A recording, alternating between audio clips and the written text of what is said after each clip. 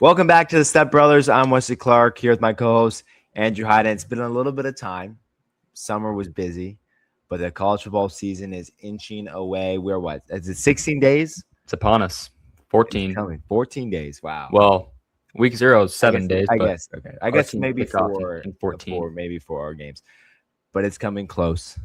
We were struggling a couple months ago about just we wanted football, and now we were finally getting it. How are you feeling about It's on that? its way. I'm ready. Yeah. Summer's flown by, but at the same time, not. Feels like I've been waiting forever for football season. That's how it always feels. So yeah, just excited. The energy. I'm in Ann Arbor now, so I'm feeling the energy start to pick up. People around here are excited as well. So yeah. What about you? Is there any games that you know that you're going to? All the home games. Okay. So, Any away games? Don't know that yet. Actually, yes, I do. I'm going to the game at Minnesota. Okay. How far is that? Well, it's a 9-hour drive. I just made that drive on Wednesday, the opposite Nice. way. But it's like an hour and a half flight or something like that. So Okay. easy That's work. easy. Yeah. Yeah, I'm thinking about getting maybe a credential for the Maryland game. That would be hype. Should get on the field before the game. I want to go to an away game. They play at Iowa. I won't be able to go to Indiana or USC, but maybe one of those. Oregon would be tough, but that's at home. But yeah, I'm thinking Maryland or Illinois, and then possibly an away game. That's what I'm shooting for right now for the 2026 season. But we have a lot to talk about. I mean, in the next month or the next couple of weeks before we get into the season, with obviously the AD of Michigan stepping away from the program at the end of the year. But for good news for Ohio State and Michigan is that they finally named their captains. They did. And that was exciting for Ohio State. They announced 3 hours ago. It's going to be Julian Sayin, Jeremiah Smith, Brandon Ennis, Austin Searveld, Keada Jackson Jr., Peyton Pierce, and Jalen McLean. A little different from last year. You knew the guys who were going to be the captains last year, obviously, with Igmanosin was a senior. He was named captain. Sonny Styles was named the captain, Caleb Downs. So those guys who are now in the NFL who have moved on from Ohio State were the captains last year. But now, obviously, obviously Jeremiah Smith was going to be captain. You had the best wide receiver in the country, trying to repeat what he's done the last 2 years and possibly become the first guy off the board next year. And then, of course, your second-year starting quarterback in Julian Sayin. Jalen McLean, the corner, is a little – it's not like I'm surprised, but, I mean, it's a young guy, sophomore, getting the captain. Yeah. Brandon Ennis, the 4-year wide receiver. I'm glad he's getting the captain. He talked about how much he loves Ohio State. I'll get into him here in a second. Keada Jackson Jr. comes back to Ohio State for his senior year. Another great guy. He's going to wear number 2 this year. Has been wearing number 97. And Peyton Pierce, the guy that Ohio State fans are hoping that he turns into the next Sonny Styles. Obviously, maybe a variation of Sonny Styles with Arvo Reese and Sonny Styles leaving. And I'll get into Riley Pettyjohn, who's also going to have to fill in at the linebacker position. But for Brandon Ennis, Sonny Styles, a couple years ago, Ohio State was able to give out – well, college football was allowing players to wear 0. And Ohio State has started a tradition with number 0, calling it Block O. Xavier Johnson was able to wear it. It's Cody Simon, actually. And then Sonny Styles last year. And then this year, Brandon Ennis, like I said, the 4-year starting wide receiver for Ohio State. Was a 5-star coming out of college. Hasn't been the traditional 5-star, like we've seen with Garrett Wilson, Chris Olave, but he's been a very productive slot wide receiver for Ohio State. What do you think about him? Question. Peyton Pierce, not that familiar of a name to me. Does he play linebacker? Yes. Yeah. Did he play a lot last year? He did not play a lot last year. That's what I thought. I was like, that doesn't look that familiar. So that's interesting. Mm-hmm. Is he related to Caden Pierce? I don't know. I do not know that. Well, but yeah, Peyton Pierce, Riley Pettyjohn will, as of right now, will get a lot of the linebacker duties as well as some of the transfer that came in. I mean, it's big shoes to fill with what the number 4 off the draft. Number 4 and number 7 getting drafted. Actually, Connor Tate was number 4, so that would have been number 5. 4, 7. wherever Caleb Downs was taken. 11. Yeah, 11. Yeah. Yeah. Cool. Respect a guy like Brandon Innes a lot in today's day and age. Being able to stick it out, obviously, would be highly recruited if he chose to try out another program, and it's hard at a place like Ohio State, especially right now when you have, I guess, what was his first year there? 23? It would have been 4 years ago. Yeah, I know. 22 maybe? He's a traditional 4-year. Yeah, so you've got Marvin Harrison, and then right when it looks like you're about to take another leap, you got Jeremiah Smith come in, obviously Emeka Ibuka not too long ago. So to be able to stick it out and still kind of find a way to carve out your role, obviously that's going to look a lot bigger this year. I'm sure you're certain of that too. Yeah. But yeah, respect a guy like that. And, I'm not super familiar with the Block O tradition, but seems important. Seems highly regarded. So the student section for Ohio State, you have to. I'm not sure it might be juniors and seniors get it. It's people who have been to pretty much every home game, and you can't leave the game. They're considered the Block O student section. They're on the opposite side of the student section, and it's the Block O section. So it's just a tradition that Ohio State's had since way back in the day, and now they're able to wear the number. But Brandon, it's like you said, 4 years at Ohio State. He saw this year Chris Henry Jr. coming in. He did see a couple of guys leave. Didn't even talk about that. Right. And a couple guys leave for Notre Dame and went down with Brian Hartline as well. But he sticks it out, and I'm sure he was offered to come down to South Florida with Hartline. But, good for him to stick around. Yeah. Okay. Well, on the Michigan side, also named 4 captains, not as many as Ohio State. Some interesting choices here, probably for different reasons, but Bryce Underwood, returning starting quarterback, makes sense to have him as a captain, but first ever sophomore in Michigan history to ever be named a captain, which is interesting. Yeah. Part of that stems from the fact that Michigan has never started a lot of true freshmen at quarterback to begin with. That's so true. Cool recognition for Bryce Underwood there. Jordan Marshall, this one was a surefire choice. Junior running back. He's going to be running back 1. Looking to be one of the best running backs in the country for sure in the Big Ten. He's a leader. He's one of the best leaders they have. If you watch interviews of Jordan Marshall, he knows how to talk to media. He knows how to represent Michigan in the program. He just has a way about himself that, he's a natural leader. Trey Pierce, defensive tackle, looking to be defensive tackle 1 for Michigan this year, right alongside Eda. Also, a good choice for captain. Similar kind of traits to Jordan Marshall. Looks after the young guys, does things the right way, embodies Michigan, I think. And then Rod Moore, been a captain the last 2 years, so this is now 3rd time being voted captain, or 3rd season in a row. First 3-time captain since Horace Greeley Prettyman in 1884. Wow. So if you don't know Horace, he could run through an MFer's face, so to say. I'm just assuming. But yeah, so cool honors there for Rod Moore. Obviously had a tough stretch with injuries. Didn't play at all in 2024. Saw the field briefly last year. What year is he?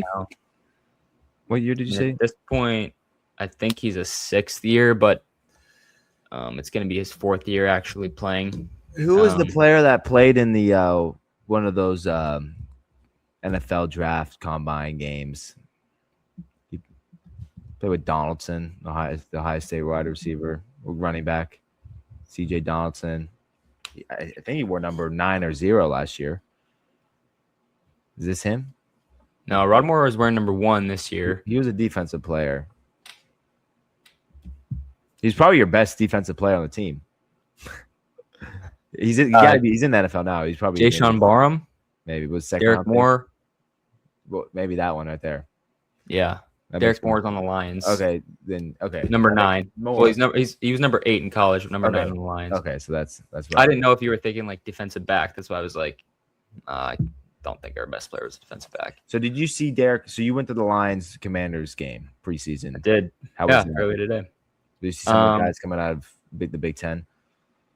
Yeah, it was cool to see. Jimmy Rolder linebacker from Michigan, who's also on the Lions, had like a hamstring thing a couple weeks ago. So I would have liked to see him a little more, but he wasn't playing. Derek Moore played a lot. I wouldn't say a lot, but he played a good amount of snaps. Had a nice sack on who was playing at the time? Was it maybe Calais McManus on the Commanders? Yeah. Is it McManus or Hartman? Hartman, yeah. But yeah, he played well. I saw Mikey Sainer still play a few snaps for the Commanders, nothing crazy. But yeah, it was cool. It was definitely a preseason game. A lot of penalties, a lot of just some sloppiness. I'll tell you what though, Calais McManus actually balled out. Like he was making some throws. He looked a lot better than Sam Hartman did. Sam Hartman's time is coming to an end in the NFL. Yeah, with Calais McManus started his career at Minnesota, then transfers to Rutgers. I got to see him against Virginia Tech. This guy's very confident in the pocket. I've seen him throw. Got to see his first. And it looked that way in DC. He looks good, and with Mariota going down. Mm-hmm. I guess with the Oregon quarterback McManus, he could be their QB2 possibly for the Commanders. He looked good. He was making some throws where he was layering the ball nicely, just confident. Like you can tell he's confident in the pocket. Like he was going through his reads. He was, comfortable putting it over the corner in front of the safety, hitting some nice windows. He had some really nice deep throws against man coverage where it was right over the back shoulder to his receiver. A few of the Commanders receivers also made some really nice grabs. I think it was Jaden Bradley had a really nice one-handed snag. But yeah, Lions ended up winning. Even though it was like the third snap of the game, I think. The Lions, it was Josh Dobbs was in the game for the Lions. Yep. He turned and just ate a sack to the face, fumbled the ball, scoop and score. That was not great for them, but yeah, they ended up pulling it out. Sonny Styles played very briefly, got a tackle, and then they were analyzing how he was in 14 snaps in the first preseason game. It was 14 snaps that the Commanders were in on the entire drive. I forget who they're playing, but they just like the Dolphins. They drove down the Commanders' neck and just scored a touchdown. People were complaining about Sonny Styles. It's a preseason game. Was this last week? This was against the Dolphins. This was last week. They were complaining about Sonny, saying this is what we drafted number 7. You guys, you gotta understand. This is a preseason game. He has an assignment that could be hitting the edge on the line. He doesn't, or maybe because he doesn't struggle with tackling in the hole. Like that to me, complaining for a whole entire week about Sonny Styles' performance on 14 snaps. The first time he's put on pads on a 100% since Ohio State played Miami against another team. Yeah, there was chill out. Yeah, there was one play, and then we can get back to college here, but where Josh Dobbs like pulled it on a read option, and Sonny Styles wasn't the only one, but he was kind of in the middle of the field, like right where he would have been able to fill the hole. And everyone just kind of shifted over, followed the running back. Josh Dobbs takes off, for like a 53-yard touchdown. So that was in those situations, it is possible that they are play the pass or play the run. Like they are told, if they play action, I want you to play the pass, you play the run. Yeah, no, it was a read option. Like they all followed the back. This is a practice. I mean, they're told. No, I'm not telling you to put. No, I'm not. Some people just don't understand that. But we can get back. To Michigan. Yeah. Anyway, okay, fall camp. Let's talk about it. What do you have? I've been following fall camp very closely on the Michigan side. New coaching staff, a lot of things to follow there, a lot of young guys, a lot of transfers looking to fill roles. But talk to me first about Ohio State. Give me some different things you're seeing there. Yeah, 2 things. First thing, actually 3 things. I'm going to start with Isaiah West. He tore his ACL in his senior year of high school. We saw him last year as a true freshman. You saw also Bo Jackson as a true freshman. Sure. You don't know how that could have affected the team going down the line. You don't have Travion Henderson. You don't have Junkins, seniors, or I guess Junkins was his 3rd year. Either way, guys who are proven in college football. Isaiah West has been getting a ton of first-team reps. I was going to say, I've heard, not to cut you off, but I've heard Bo Jackson's been running with the twos. Yeah, he's been splitting them. He's been splitting the ones and twos. Who knows? The thing is, Ohio State won the national championship with having two running back ones. So I would like the same situation here with Bo Jackson and Isaiah West. Running backs get driven in the ground. Really, the only situation where you have a true RB1 is a college legend, a cultural legend. That would be Elliott or J.K. Dobbins. Those guys were collegiately superior, even compared to Junkins and Trevion. So Isaiah West and Bo Jackson are not obviously you don't know yet, but they're not Junkins and Henderson. Mm-hmm. They have to split these reps. We've seen injuries, especially with Ohio State, tons of injuries with running backs over the years. Yeah.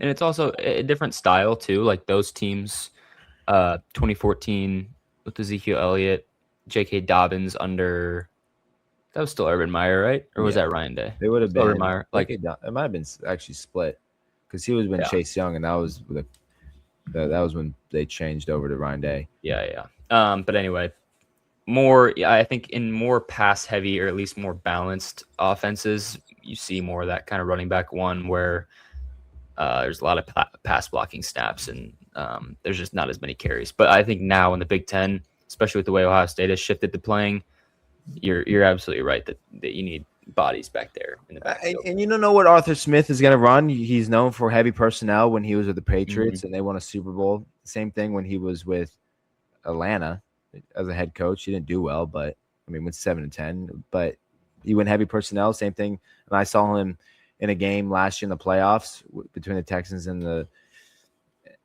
Pittsburgh, and it was heavy personnel for most of the time. So you don't know what they're trying to try out here. Isaiah West, he said that he feels the best he's felt since junior year of high school before that senior year injury. I was at the game against UCLA. He was much better than Bo Jackson in my eyes. A lot more explosive. Bo Jackson could turn into more of a power back. I just think the acceleration with Isaiah West is superior against Bo Jackson to me. I don't think that when you look at Junkins and Henderson, to me, no one will beat his acceleration. I mean, that was elite. But between the two, Isaiah West, maybe not passing situations. Maybe you put in Bo Jackson because he's bigger. But if you're in the middle of the field and you're 2nd and 1, I would give it to him. Yeah. And where does Legend Bay fit into this? Well, I guess that might be the fourth thing because Legend Bay he wasn't allowed to practice for 2 days. I did not know this. Yeah, so he violated team rules. They didn't say it was anything big. They said it's just a young guy, and who knows what he did. They didn't, tell the media what he did. Obviously, he's 18 years old, so I don't blame him. I mean, we were all 18. But I don't know where he fits because at the same time, he's a true freshman. Mm-hmm. Just came off of being suspended for 2 days. He hasn't lost his black strip yet. So I just remember when we were talking about it in the spring, it seemed like he was maybe in contention for a lot of snaps this year, but that was also before kind of the surge of Isaiah West also. Isaiah West, I think he's really good. I mean, and what I saw against UCLA was phenomenal. Bo Jackson's great, but so can Isaiah West. He can fill in and be a running back one. Legend Bay, I'm assuming he'll come in at the end of the games right now. I mean, he's a true freshman. Where you can maybe at times they'll put him in Brandon Innis's position because he also played wide receiver. He also played quarterback. And that's one of the reasons why he was appealed to Tennessee, because he had a possibility of playing quarterback, but obviously you're not going to play quarterback with Sayin and St. Clair, at QB. So we'll see. I haven't heard too much about him other than he looks good.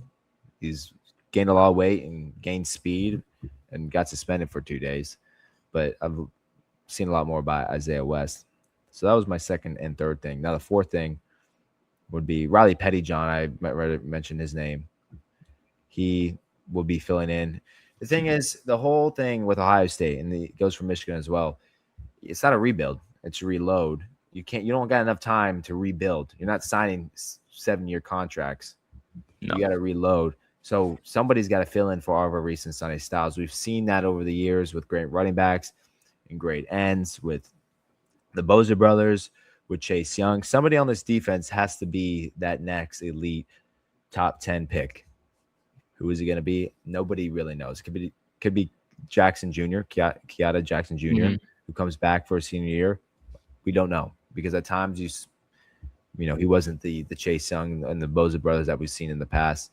Yeah. Of course, that's lost to ask for, but and then the last thing would be Julian Sayin supposedly has been better throwing the ball deep. We saw that struggle big time against Indiana, and one of the reasons why they lost in the Big Ten championship.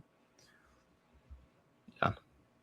Okay. Yeah, I think Caleb Downs is going to be the most difficult player to replace on that defense by far.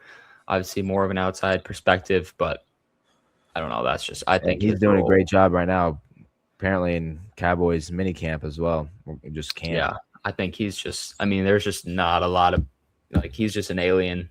He's just so versatile.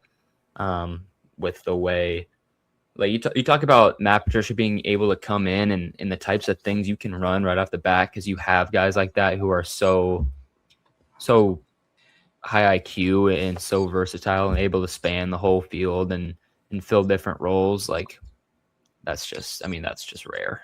Yeah, you say, I said the same thing about Chase Young. You said same thing about Nick and Joey. Yeah. And Zeke, but then, as Zeke Light comes in and J.K. Dobbins, and then Travion Henderson, who also wins a national championship the same way Zeke does. So it's, the years go by and someone else shines at these schools. Yeah, sure. All right. Well, on the Michigan side of things, some interesting things coming out of camp. One, I'll talk about wide receivers. Now, obviously, wide receiver at the top end and in terms of depth, not been a strength of Michigan in recent years. Even in the national title year in 23, I would say wide receiver was probably that team's weakest unit. Outside of Roman Wilson, Tyler Morris was decent, had some flashes. Cornelius Johnson had some flashes, but now there are two, it seems like, alpha dogs in the room with Andrew Marsh and JJ Buchanan.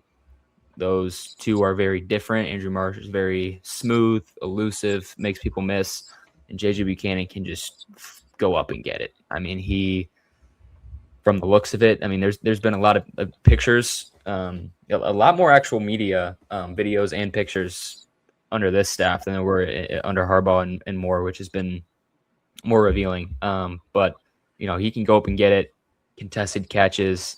He can play that jumbo slot. I think they're going to use him a lot. I think even statistically, he might end up being more of a wide receiver one than Andrew Marsh this year.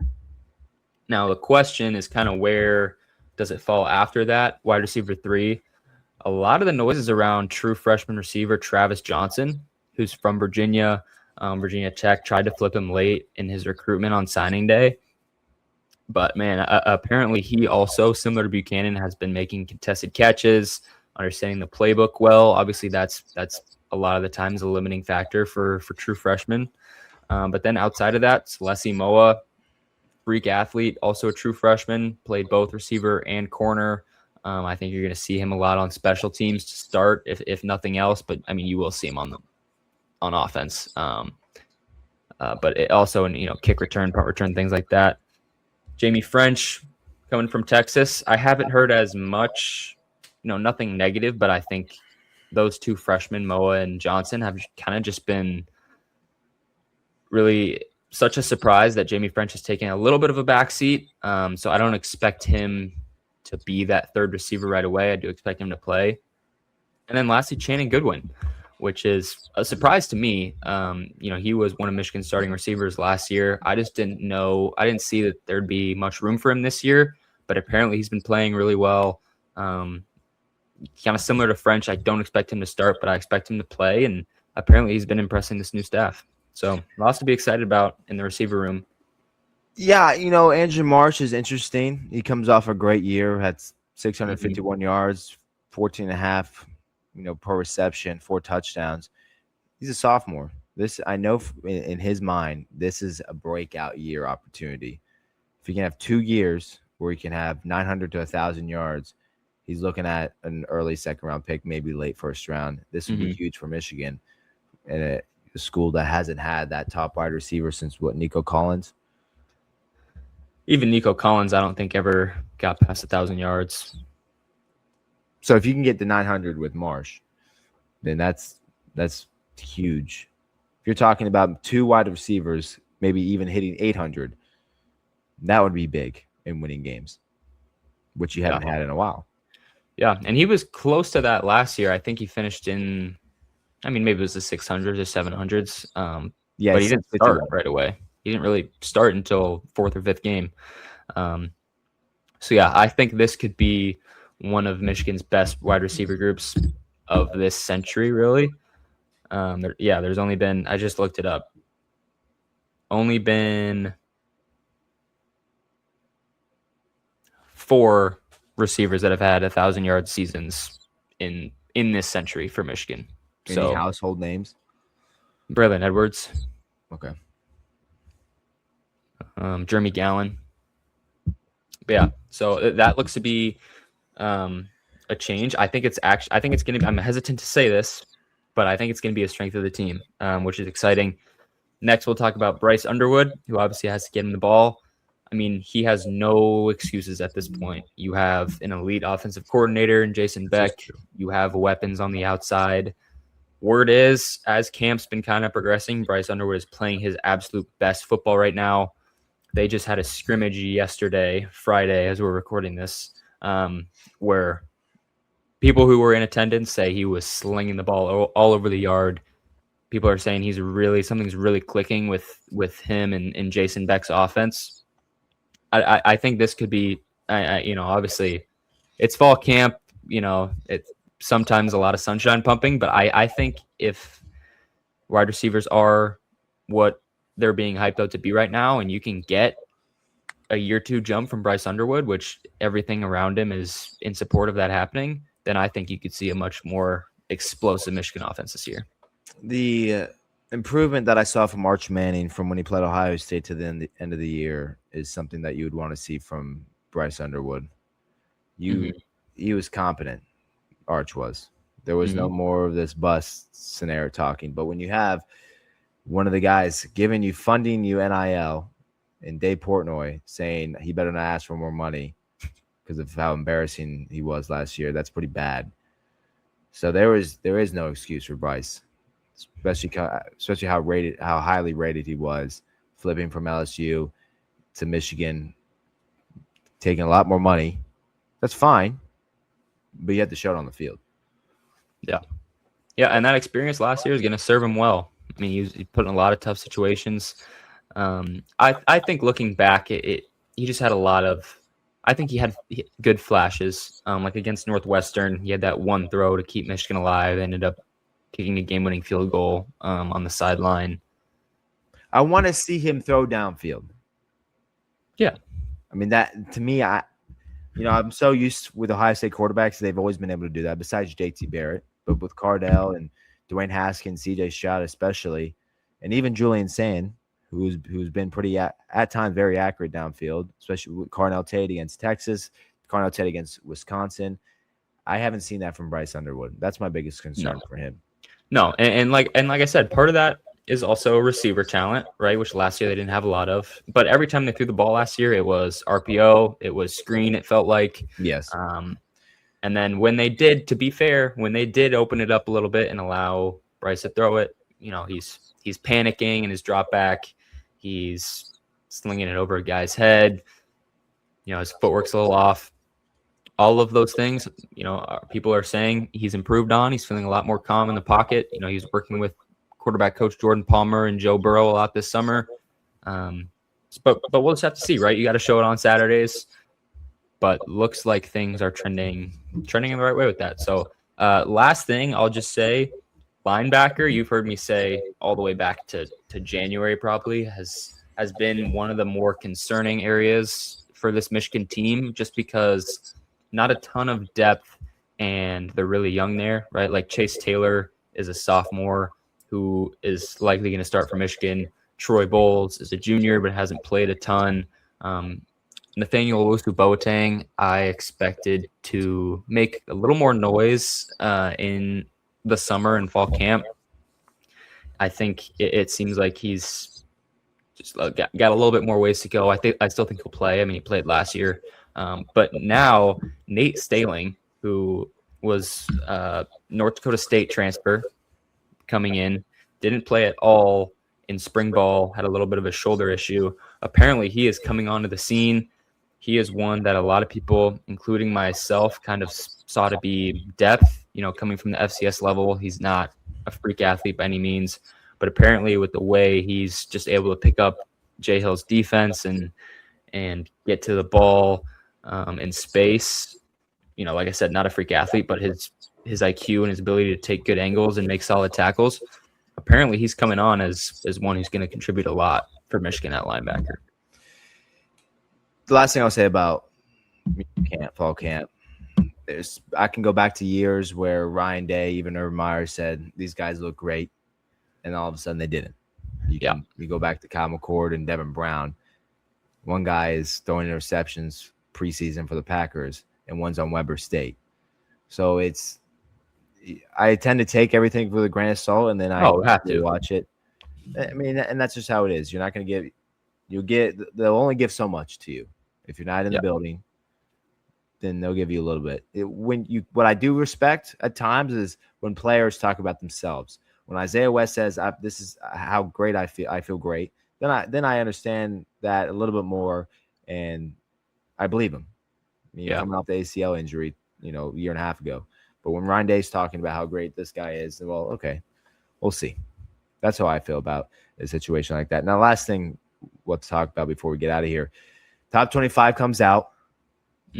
Ohio State leading the entire nation, number 1.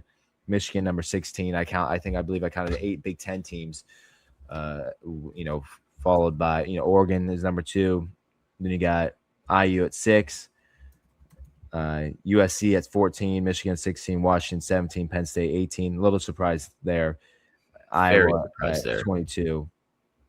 The only thing I'll say about Ohio State is this is the first time since 2015 where they've started the year at number 1. They didn't start last year at number 1. Texas did. Then after they beat the Longhorns at home, then they immediately go to number 1 in week 2. They have never won the national championship when they were preseason number 1. So we'll see if this team can defy the odds of every Ohio State team. Yeah, I saw that. I saw Penn State in there. I chuckled a little bit. I saw Washington in there. I don't care about Damon Williams. I think they're giving a little bit more respect to the Big Ten. I think they're putting a little to, I think, Missouri in there. Maybe I respect Missouri, but Tennessee, to me, I just don't know. I mean, to me, these SEC teams, they run out of teams. They have 25 slots to fill. They run out of teams, and Tennessee's a big program, so they just pit them in until they can prove them otherwise. Yeah, Tennessee, I do not think is going to be good this year. No, I do not think that either. Penn State, I think, will drop out. I think USC is good. We'll see about Ole Miss. Yeah, I don't think Utah's going to be that good either. Yeah, I mean, 25 slots a lot. And the first team out for the Big Ten was Illinois.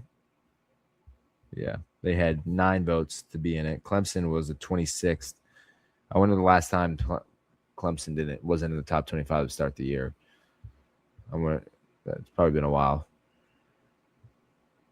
Because they would have started ranked. They play LSU last year, right? Was that last year where they started? And they were both of them were ranked 4th. Right. Didn't it go Texas, Penn State, Ohio State, 1, 2, 3? It was something like that. I know LSU, Penn State, Clemson were all in the top 10 for sure. 2025 preseason.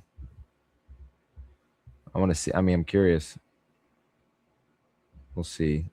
Yeah, Texas, Penn State. Wait, this is power. This is power index. But I'm pretty sure Penn State was number 2. Either way, that's I never really care about the AP. To me, has lost it. They've completely lost. Yeah, I mean, credibility. It doesn't hold a lot of weight. Oh, here it is. I got it. Texas, Penn State, Ohio State, Clemson. Only one of the top 4 teams made the playoffs. That's brutal. Yeah. Brutal from the AP. They've lost the touch to me. But yeah, that's it. That's what I got. Yeah. Okay, going off the AP, let's talk about schedules.